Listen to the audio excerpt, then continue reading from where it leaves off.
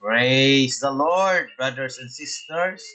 Nais ko lang pong ipaliwanag sa atin yung tinatawag na the right hand of God. So ano yung pagkaintindi na natin ng right hand of God na binanggit na ang anak ay umupo sa kanan ng Diyos. Ito po ay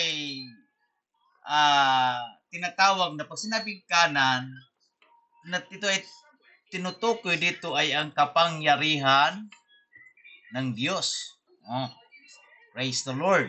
So hindi po siya literal na kanan na mayroong ibang upuan ang trono ng Panginoon, kundi isang trono lang po na ang ating Diyos na bilang siya ay nag-iisang Diyos na si Jesucristo, siya ay bumalik ng kanyang pagiging ama. Umupo sa kanyang pagiging ama na makapangyarihan. Oh, praise God. Exodus chapter 15 verse 6, binanggit po dito na ang iyong kanan, o Panginoon, ay maluwalhati sa kapangyarihan.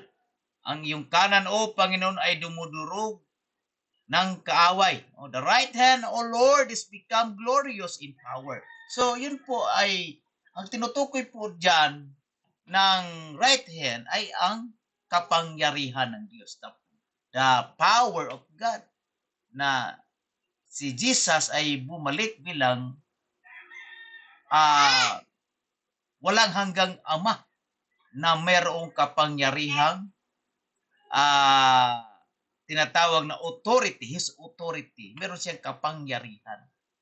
Kaya wag na tayong malito, mga kapatid. Sa Matthew chapter 26 verse 64, to sabi po dito, no? At sinabi sa kanya ni Jesus, ikaw ang nagsabi.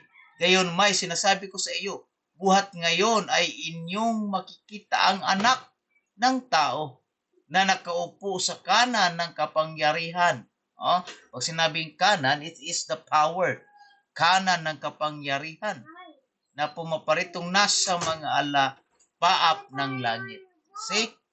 So, yan po, no, napakaliwanag. This is the right, the Son of Man sitting on the right hand of the power. So, umupo siya bilang may otoridad, may kapangyarihan. Kaya yung tinatawag na right hand is signifies the power of God. Huwag tayong mag-isip na literal na mayroong kanan or mayroong trono or may ibang upuan ang tinatawag na doon sa langit, mga kapatid, na tinatawag trono.